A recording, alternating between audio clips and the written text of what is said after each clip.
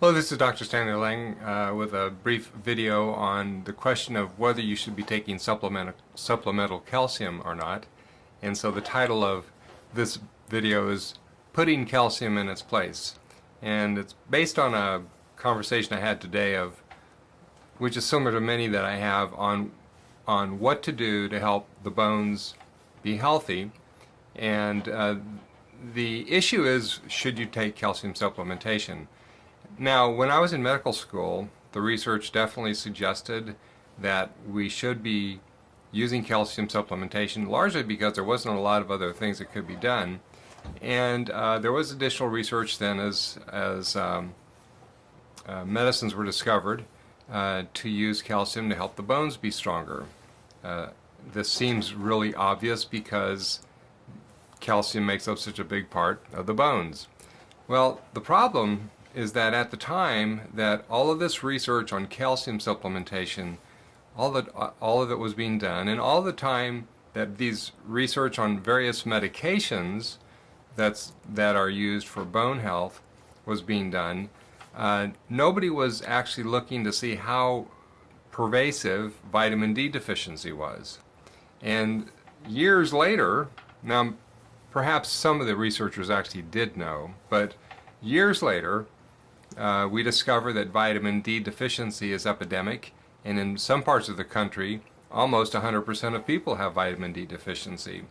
Well, it turns out that calcium actually is something you don't want to supplement if you start fixing your vitamin D deficiency, because that it actually helps your body absorb calcium appropriately from your food. It extracts the calcium from the food the way God intended it.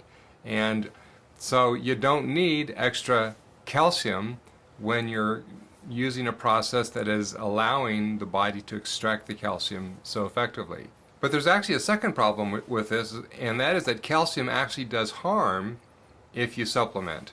Now, this research was being done many years ago, and it suggested that calcium supplementation actually could cause hardening of the arteries. Well, most doctors looked at that and said, that's not possible. We need to have calcium for strong and healthy bones.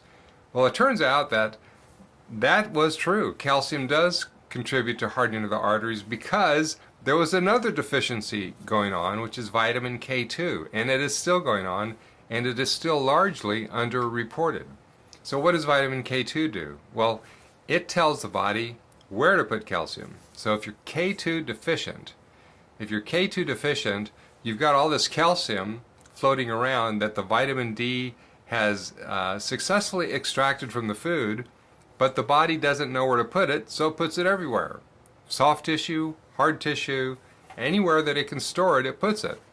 So when you have sufficient levels of vitamin K2, certain proteins are activated that attract calcium like a magnet, and certain proteins are activated that repel calcium like the opposite pole of a magnet. And so both of these proteins are activated at the same time when you have enough vitamin K2.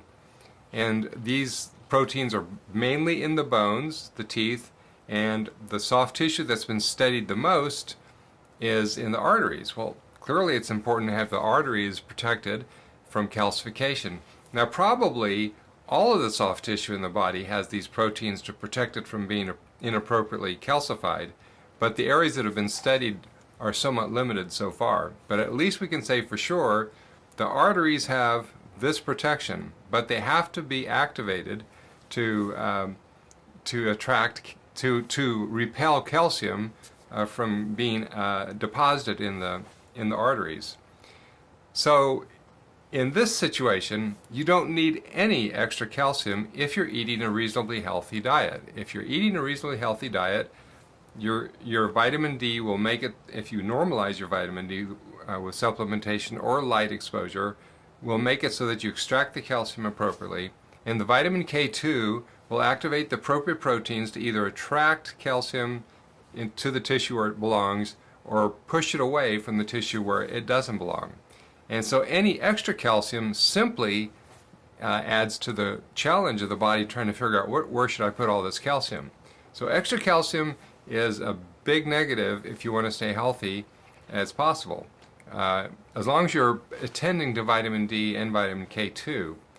Now, magnesium is also critical in terms of bone health for this, and there's a couple of other minerals that are also important, but of lesser degree. So basically, it's very simple to have healthy bones if you take the right nutrients and you exercise in an appropriate way, which is the subject of another video. I wish you well, God bless, and have a good day.